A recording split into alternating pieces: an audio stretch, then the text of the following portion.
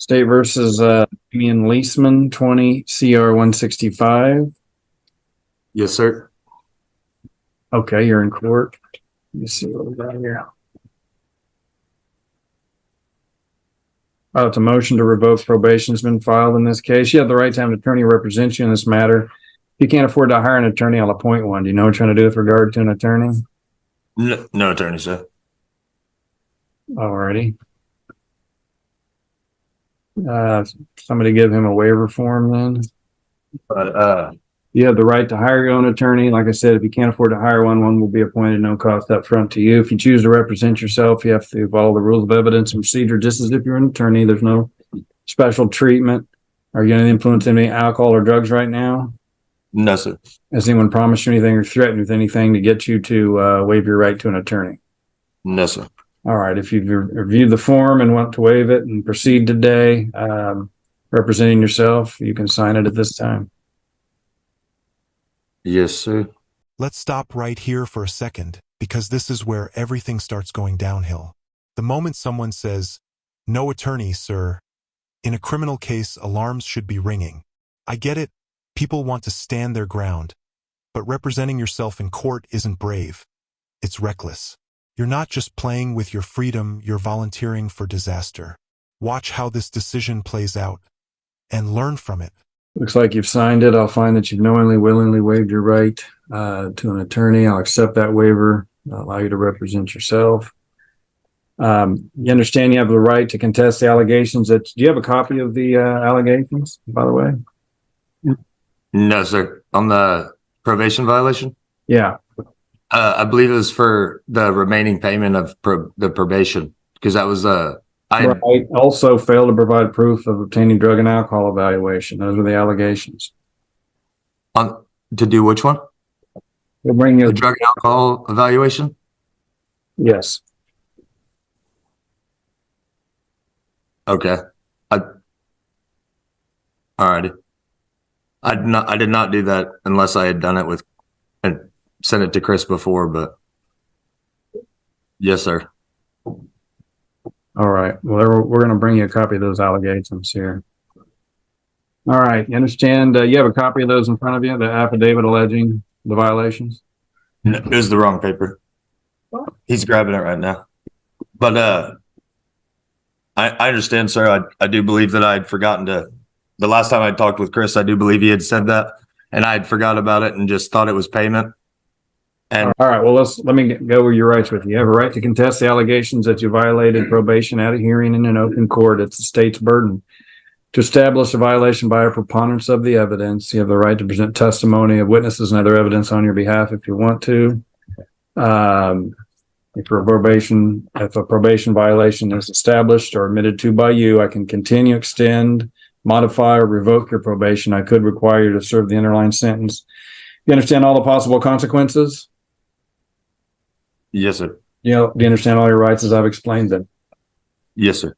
All right. It's alleged that you failed to make payments as required on your court costs, fines as ordered by the court, and that your last payment was back on November 5th of 2021, and now you have still have a balance of $418 to that allegation. Do you admit or deny?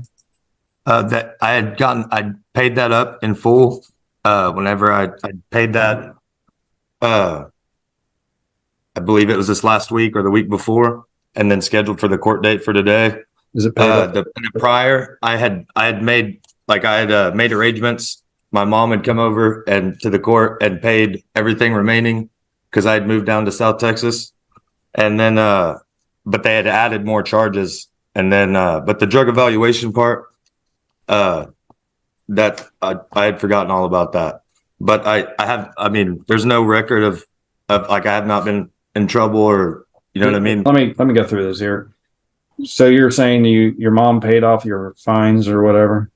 Paid off? Well, and originally she had come up here to pay them. She paid everything they had on file, and then they had added that last $418 after she had come here to pay. So the balance is $418 still. Is that correct? No, that was paid last week or the week before. Can somebody just go look? We don't. We don't know. We have no way of looking now. So let's I- skip that because, She said if it went to collections and he paid collections, we haven't been able to get it from them. it may have went to collections. Let's just skip over to the next one. It's alleged you failed to provide proof of obtaining a drug and alcohol evaluation as ordered by the court. To that allegation, do you admit or deny? I admit I did not do that. Okay. I'll find that you, Mr. Marcinski, right now, the court has no way of checking into any of this. I think it's been sent to collections is what I'm being told. So they don't know what's been paid, what hasn't been paid. And if he has a receipt. Yeah. Okay. Are you I fine with called- skipping over the payment, Mr. Marcinski, at this point? Well, I'm not going to have a way of making a finding on it one way or another anyway, Miss, what I'm telling you. Nobody knows. it appears to me that he is stipulating as of the date of this affidavit, he had not paid it. So the fact that he paid it 2 days ago or a week ago doesn't alleviate the fact that he committed this violation. Well, that's okay. I'm not going to contest that he hasn't paid as of today, but it would seem to me that as of the time of this PV affidavit, that amount was It's all outstanding. academic. I don't put people in jail for not paying their fines usually anyway. So I understand that. All right, this is painful to watch. The guy's talking about his mom paying his fines, paperwork going to collections, and forgetting about court orders. Like, that's a valid excuse. But here's the thing. Court doesn't care about excuses. It cares about compliance. This is why having a lawyer matters. They filter your chaos into strategy. Right now, our guy's just rambling, and the judge is losing patience fast. I'll find that you've knowingly, willingly waived your rights. I'll accept your stipulation as to the second violation. I'll take the first one under advisement until stuff can be sorted out. I'm just not going to get into that right now. It's not really necessary. State's recommendation. Judge, I may defer to Chris on this one. Looking at my file, we're a little light. All I see in here, my last notes in this file were when I offered Mr. Leesman a plea from the felonies that Kerwin had charged him with to a misdemeanor. The very next thing I have is the PV affidavit, and then my most recent document in the file shows a no bond warrant for his arrest. So obviously that at some point was lifted because he's bonded out and sitting in front of us. I don't think so. I think he had us put on the docket and showed up. I think the warrant's still outstanding is what I'm told, Or Okay. as far as we know. So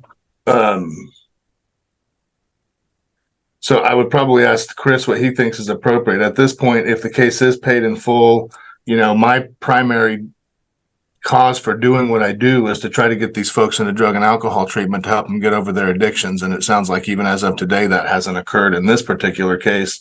And I see now that 3 years, almost 4 years later, I don't know what the benefit of that is, but there has to be some consequence to the violation. I mean, pretty much just disregarding of the probation. So I think at this point, Your Honor, I would probably request a sanction and then for the case to be terminated if it has indeed been paid in full, which I'm not contesting based on his statement that it has been paid.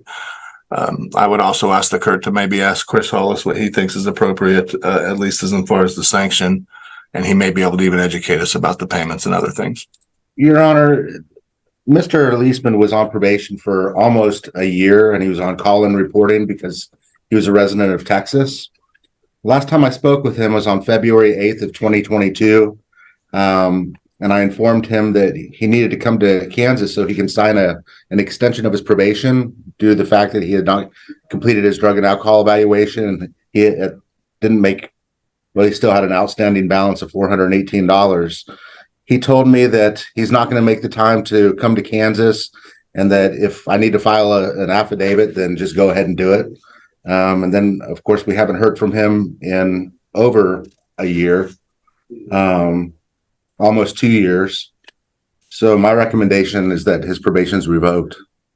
all right, Mr. And Lee. when he did call in, Your Honor, Okay. it was very sporadic. He would miss call-in reporting. I'd have to call him, try and track him down. So he wasn't even really good at even that. So Mr. Leesman, recommendations? I do apologize for the forgetting of that. I'd gotten in another accident right around that time before it was October it was October before that February I had talked to him. So I'd been healing up and I'd forgotten about that drug and alcohol evaluation. And whenever we had talked, I had asked, he said I had to be here tomorrow to sign the paper. And I was asking, because I couldn't come from Port Aransas at that time all the way to Kansas to sign a paper.